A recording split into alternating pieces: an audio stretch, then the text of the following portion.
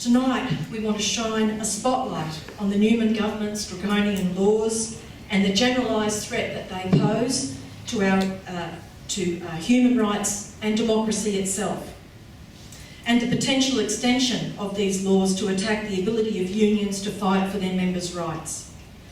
We want to show how the government's cuts to services and programs and its conservative moral agenda are fuelling incarceration rates while at the same time dehumanising prisoners. Our speakers tonight are very well placed to do this. But we wanted to do more than that tonight. We wanted to put political meat on the legal bones and ask, why is the Newman government doing this? Because to develop an understanding of its motivations can clarify how we can most effectively challenge it. To that aim, speakers tonight will also examine the intersection between the Newman government's law and order campaigning and their neoliberal policies of cuts and privatisation. There is a mainstream theoretical assumption that the free market and the championing of democratic rights go hand in hand. But these quotes from Tim Wilson, the new Australian Human Rights Commissioner appointed by the Abbott government, show how wrong that assumption can be. Rejecting the criticism that he had no qualifications to be a Human Rights Commissioner, Wilson said that on his definition, he had devoted his entire life to the field. This is what he said, private property is itself a human right, and one of the things I have always focused on is free trade, which is ultimately an extension of private property. To make profits is one thing, but for Tim, the right to protest is another. And here is a telling tweet from him in 2011. Walked past Occupy Melbourne protest. All people who think freedom of speech equals freedom to be heard, time wasters. Send in the water cannons. So what more can you say? Certainly, there's no theoretical, necessity for these two things to somehow go hand in hand. And in fact, tonight's meeting will really sort of look at why the opposite is often true. And so, without further ado, I would like to introduce our first speaker, who is Stephen Keim. Stephen is a senior counsel, a prominent human rights lawyer and civil liberties advocate. He came to national prominence defending Dr. Mohammed Hanif, who was wrongly accused of being a terrorist. Stephen has taken a brave and principled stand against the Vlad and Farden laws, and we welcome him here tonight.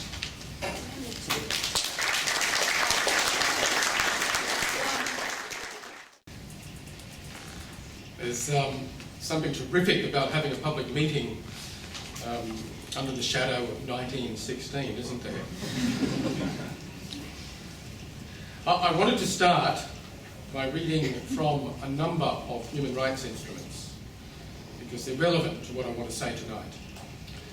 The Universal Declaration of Human Rights, the UDHR, the foundation document of modern human rights principles, starts its preamble with a statement that recognition of the inherent dignity and of the equal and inalienable rights of all members of the human family is the foundation of freedom, justice and peace in the world. And Article 1 of the UDHR stresses this theme of equality before the law when it says, all human beings are born free and equal in dignity and rights. Article 2 continues the theme. Everyone is entitled to all the rights and freedoms set forth in this declaration without distinction of any kind, such as race, colour, sex, language, religion, political or other opinion, national or social origin, property, birth or social status. Article 7 of the UDHR states, all are equal before the law and are entitled without any discrimination to equal protection of the law. Article 10 of the UDHR states, everyone is entitled in full equality to a fair and public hearing by an independent and impartial tribunal in the determination of her rights and obligations.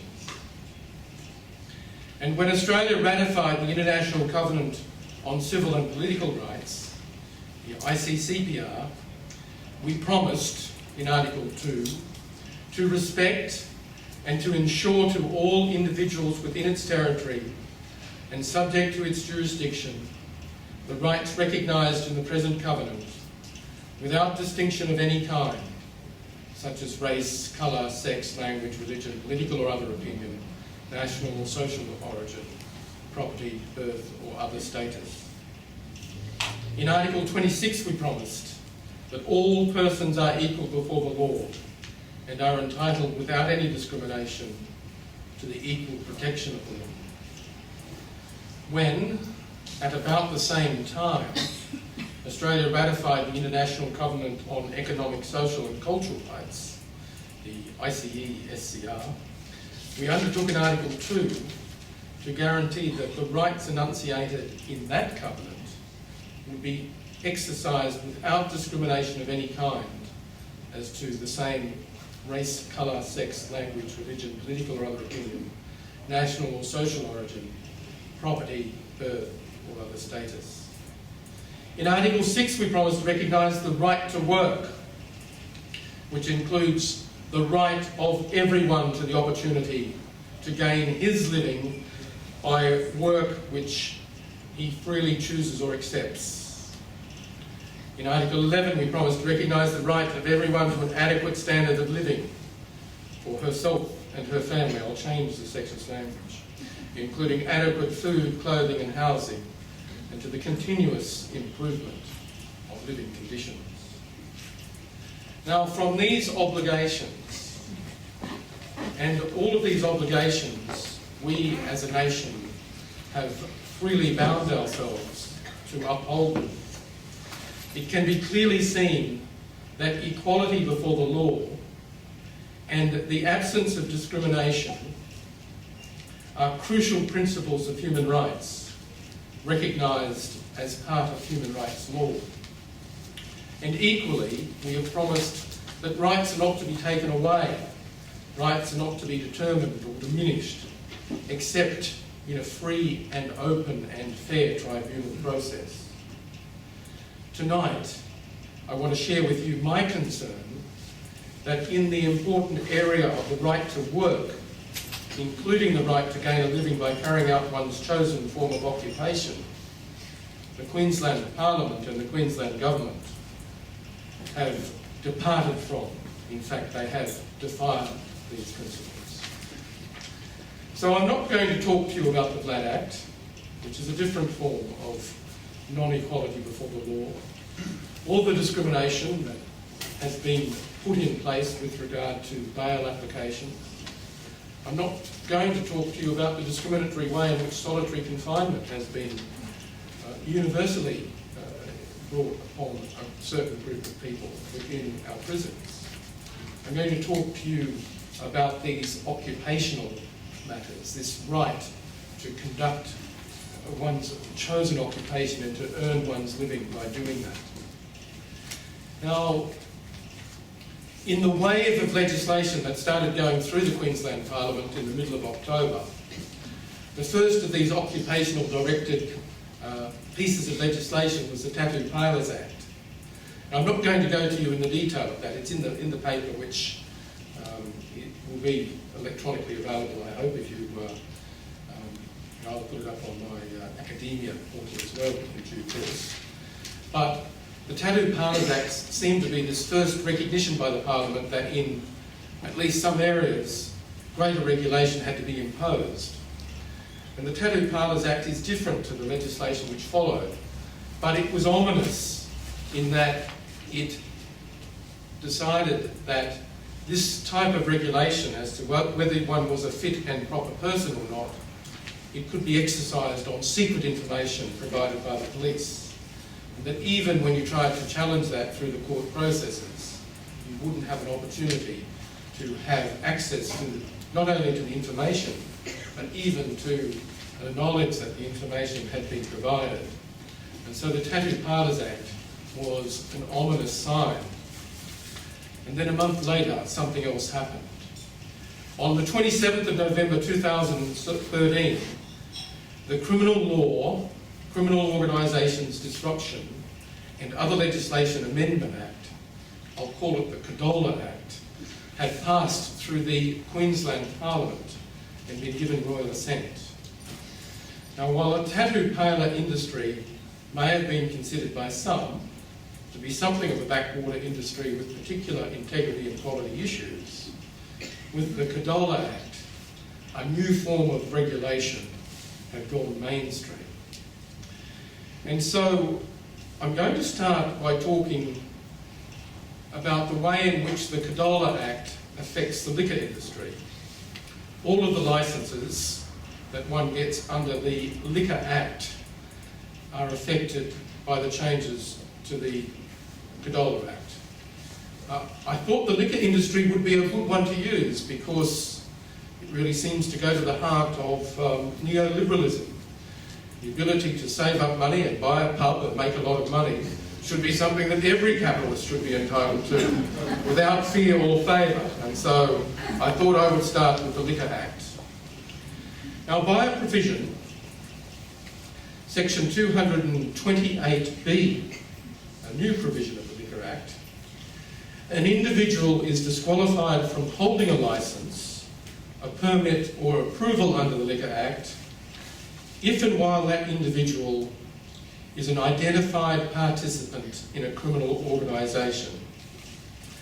And the same provision states that a corporation is similarly qualified if the corporation is a criminal organisation. Now, to see the dimensions of this provision, we have to talk about the details of the concepts which are used.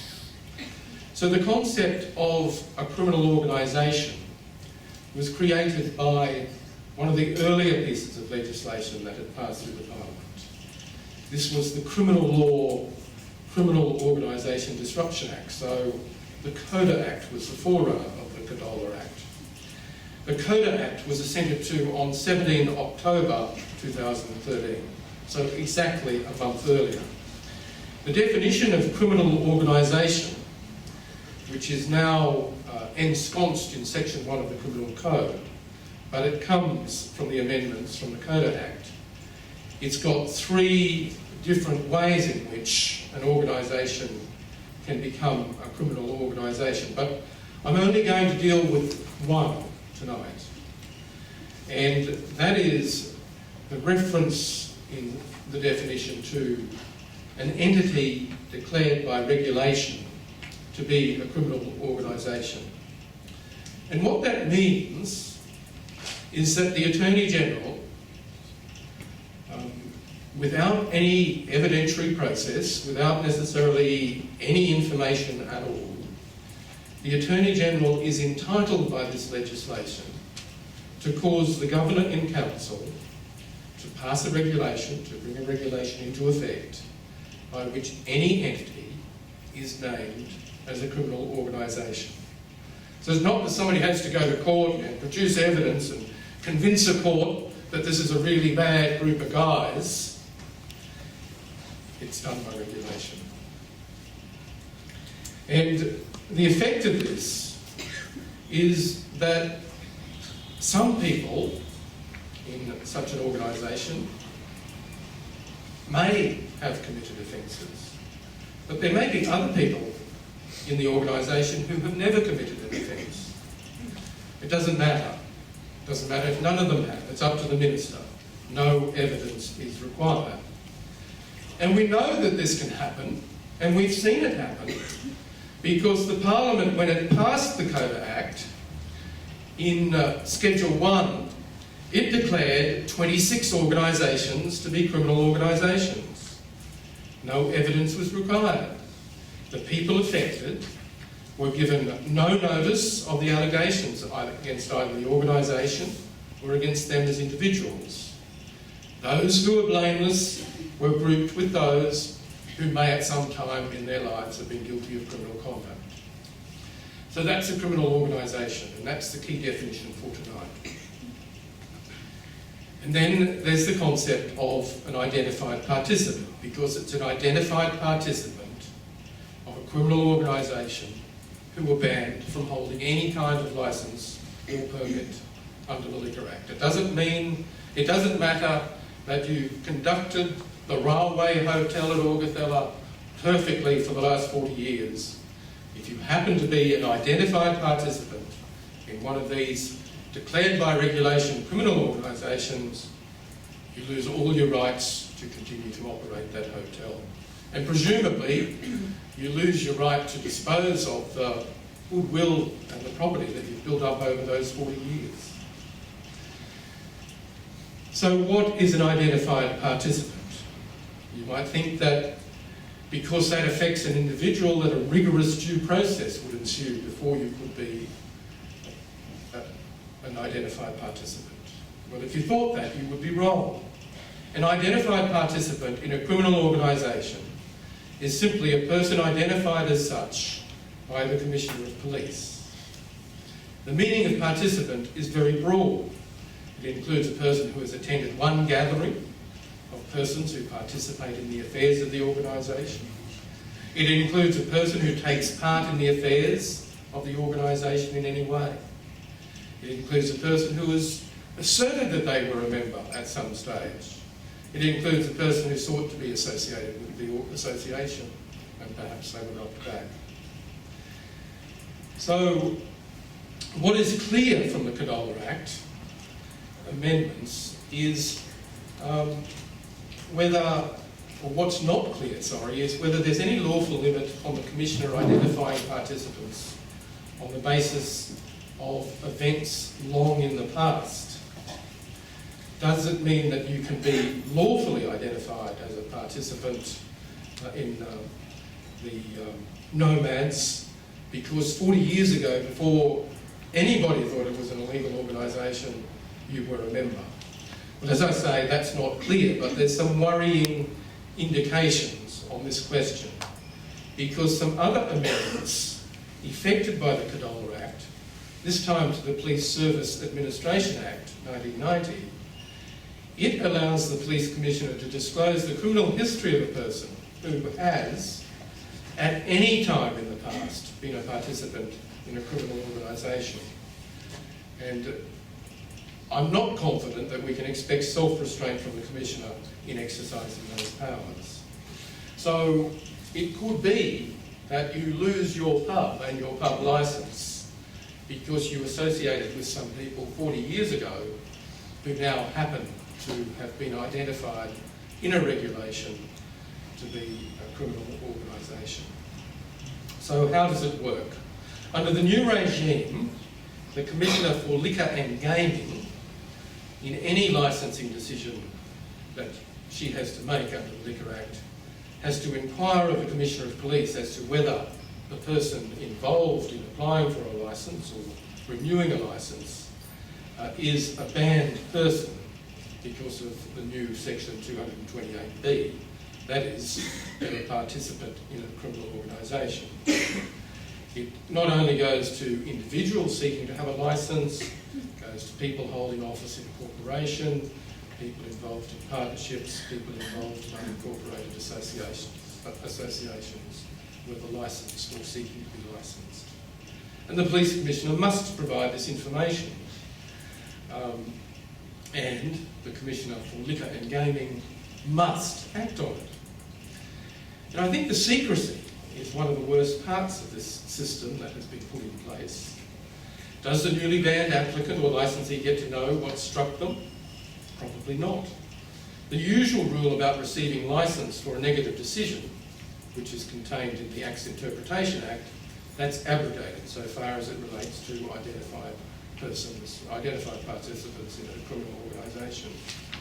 And although the QCAT, the tribunal, retains a jurisdiction to hear appeals, both the tribunal and the Supreme Court, if there's an appeal on matters of law, they're given discretion to keep this information secret as well.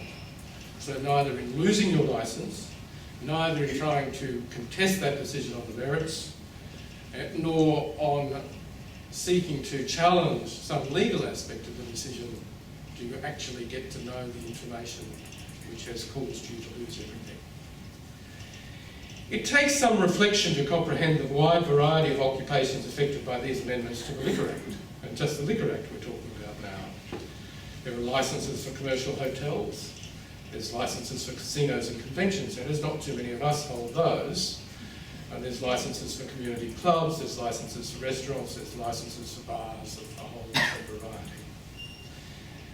These licences are held by people and businesses who, under the law that has existed for as long as I can remember the law as it related to liquor and gaming, have already been subject to scrutiny and found to be fit and proper people and possessed of the appropriate knowledge to actually run the sort of bar or hotel or restaurant they're trying to run.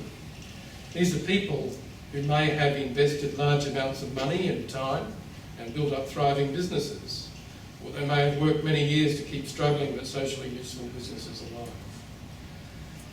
And some of the people who've done that, because of these amendments, are likely to have their licence just stripped away. And it's not because they've committed an offence. It's not because they are or have been members of an organisation that has been found by a court of law to have engaged in criminal activity.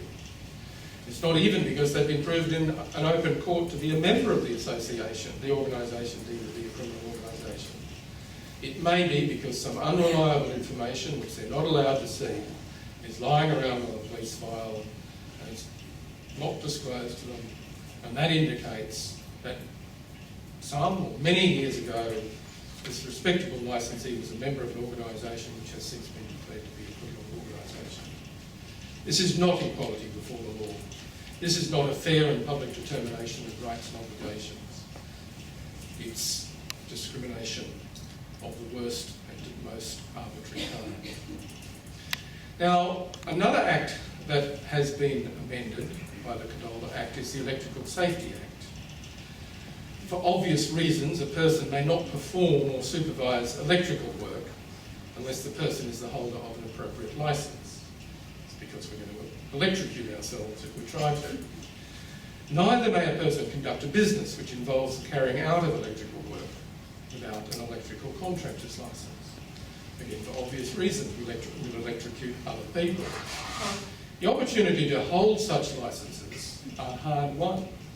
You don't become an electrician unless you've spent a number of years as an apprentice, being kicked around, doing all the shitty work and being paid almost nothing. You don't get to hold an electrical contractor's licence unless you've saved lots of money after you've actually stopped being kicked around as an apprentice and managed to build up the goodwill of the community to be able to conduct a business. Now, the Condola Act amends the Electrical Safety Act so that, and the procedure is very similar, a person identified by the Commissioner of Police as a participant in a criminal organisation must be stripped of her licence and stripped of her ability to work as an electrician or conduct her electrical contractor's business. The same secrecy applies. The same inability to confront the information on which one has been identified is maintained with regard to the Electrical Safety Act as it is with regard to the other act, including the Liquor Act. There's the same lack of any necessary connection between wrongdoing on the part of the individual and the perceived wrongdoing that led to the organisation being deemed criminal. Men and women who may never have been accused of a criminal offence will be stripped of their ability to earn a livelihood. The distinctions are arbitrary. The rights of people to be treated equally before the law have been trampled upon. But even if a person has been convicted of an offence, even if a person has been required to serve time in a correctional institution, why does anyone think it makes sense to strip that person, once she has paid her debt to society, of her livelihood? A livelihood gained through hard years of apprenticeship and a business that may have been built up through many years of hard work and savings. How can it make sense to say to a person that although you are a competent tradeswoman, because of some offence you have committed, or because although you have been blameless and we do not like your friends, you are prevented from working at your chosen occupation? Perhaps when fishes flew and forests walked and figs grew upon the thorn, it made sense, but hardly even then. Hardly even Jerry Manley Hopkins' donkey would have thought it made sense. So let me conclude with the following words. This madness does not stop with hoteliers and electrical contractors. There are about 8 acts that are dealt with. And if we just deal with what's now called the Queensland Building and Construction Commission Act, until a couple of months ago it was the Queensland Building Services Act, if we just look at that, there are at least 56 different types of licensed building contractors, along with site supervisors, who face the same arbitrary disqualification regime. But these contractors include bricklayers, or these tradesmen include bricklayers, gas fitters, roof tilers, waterproofers, and another 52 different types of people who work in the building industry, most of whom I've never heard of before. A swathe has been cut through our skilled occupations. Due process, open justice, proportionality, reasonableness, punishment for conduct as opposed to punishment for association or status, logic, the right to be heard in a fair and open tribunal, and equality before the law have all been abandoned. Beware of crusades. Beware of crusades.